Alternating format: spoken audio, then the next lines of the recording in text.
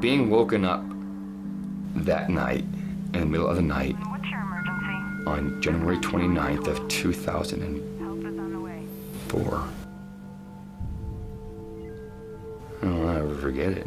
I still, in my mind, I can still feel being jolted awake. I can still feel being groggy. For him to sit down and tell me, I don't know how to tell you this. I'm so sorry, but your sister Elizabeth died today in a car accident. I mean, how do you take that in? On a plane and went home, and 2 days later saw her dead in the casket.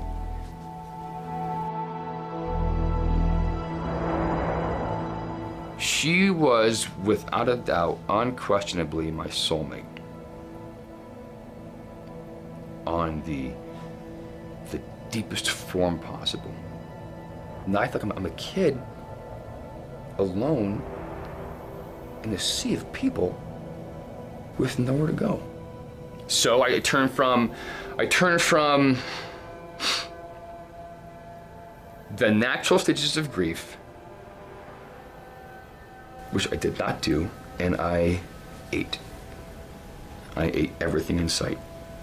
I felt sad, I ate, and the food took away the pain. But then to see myself looking in a mirror and seeing this gigantic chin and having this gigantic body, and I don't recognize who this person is. Who is this person I'm looking at? No, this is ridiculous. This has to change. And it wasn't a starting Monday, I'm gonna go on a diet. And it was at that second. Here's my choice. I choose right now to not be this way. And that was kind of one of the main turning points in my life.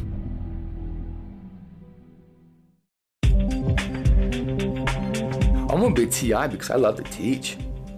At the base of everything, I love to teach. I love to be around people, and I'm good at it. You become a TI, you got a loud, powerful voice, you've got an awesome presence with you, but they're gonna give you this awesome campaign hat. And this campaign hat, that thing is slick. And it demands respect and people fear it. But the campaign hat does not make you anything but a person wearing a campaign hat. You should be able to take that hat off and still lead airmen. Yeah, you better believe I'm gonna be mean to you, but not mean in the way you think. I'm gonna be mean in the sense that I'm gonna challenge you. But if you mess up, bet you're gonna know about it. However, when you do good things, young man or young lady, bet you're gonna know about it. The best of us are forged in the hard times. The even better of the best of us can forge others in the wake of their hard times.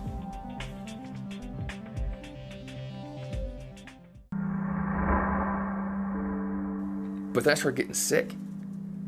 I mean sick and quick.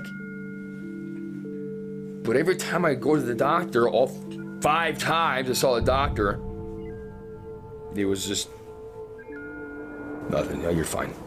You're okay. You're stressed out. No. You just got pneumonia. You're good. Okay. At the time, I had no idea what palpitations were, but it was palpitating horribly. It would be just boom, boom, boom, boom, boom, boom, boom, boom, boom.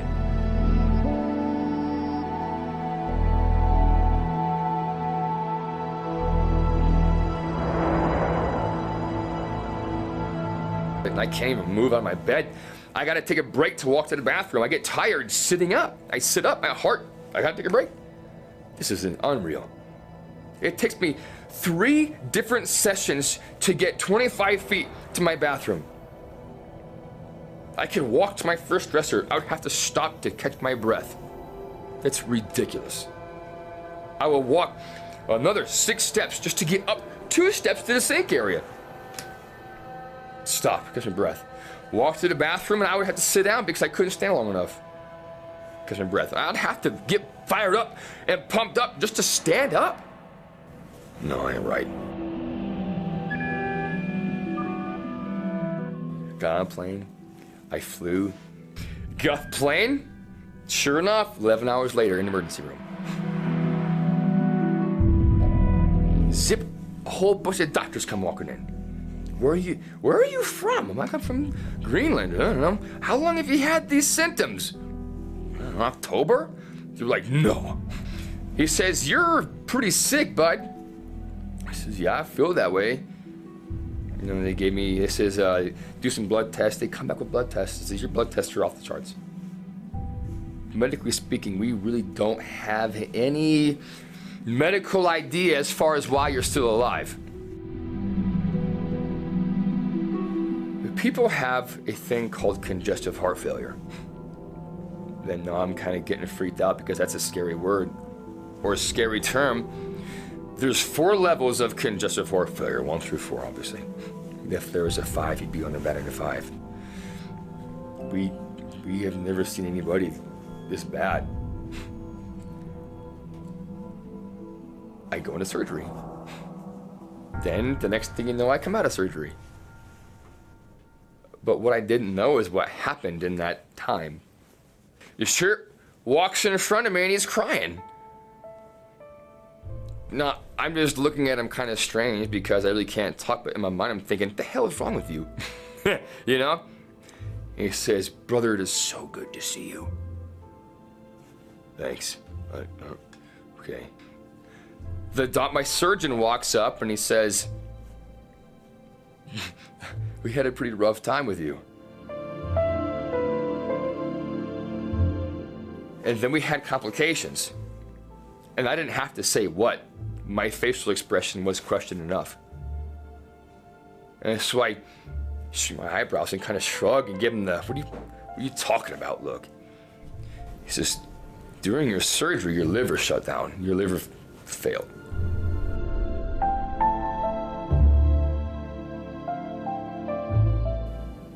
Okay, well, again, I'm not a doctor, but I'm pretty sure it's not good. And then your kidneys started to shut down. You know, it's the beginning stages of renal failure, and people don't come back from that.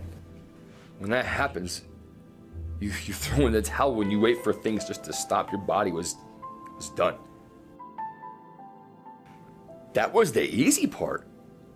I had accomplished the easy part in this. There's so much more to go.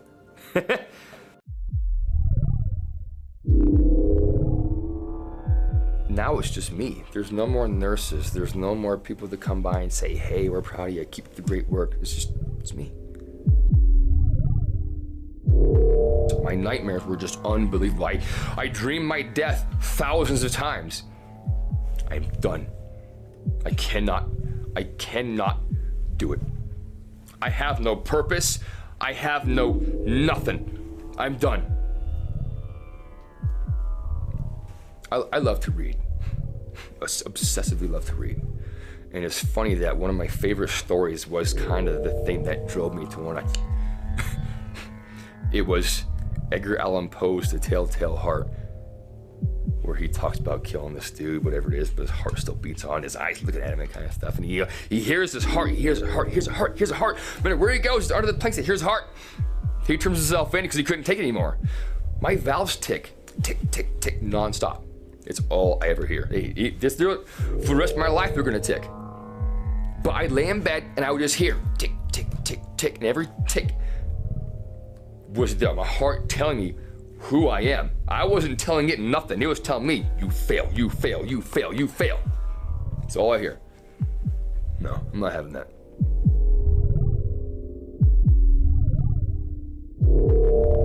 I hated this thing.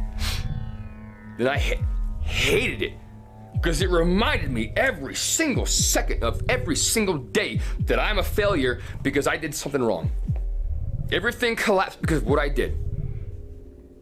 And so sure enough, quit taking my pills for a week because I want to make sure this sucker is good and tired. It was a Saturday morning. I was bawling, woke up bawling, got my bike and hooked it up. Now, was this a feasible option of killing myself? No, probably not, but that was my intent. I was told over and over and over again, I can't overstress this or else it'll shut down.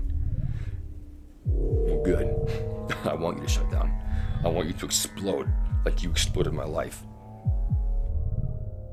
So get on that bike, and I pedaled my brains out as hard as I could.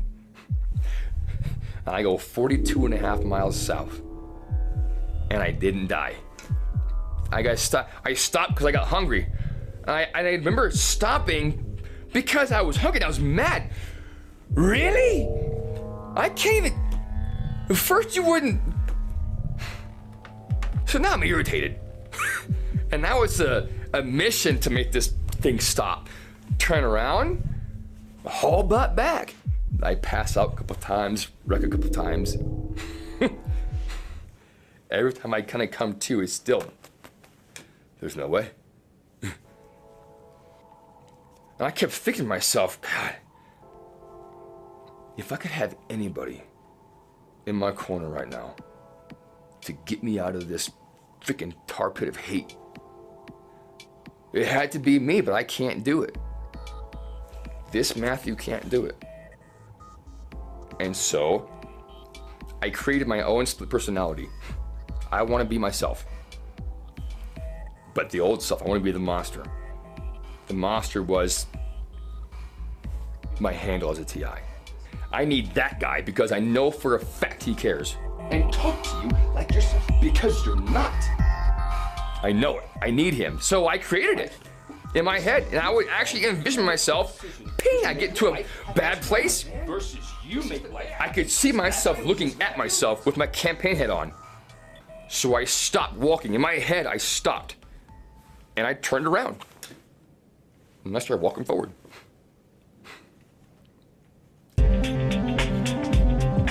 Every morning, I began to wake up, and I even do it today. I'll do it tomorrow until the day I die. Put my hand on my heart while I'm still in bed, and I feel my heart beating.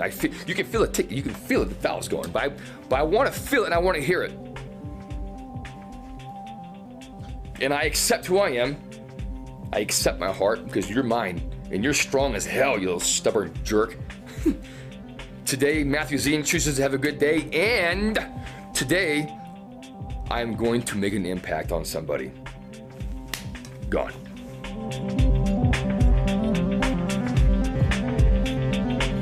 And the more I can talk, the more I can mentor, the more I can infect people with my positive attitude. And if I can be happy and work it, we'll be good.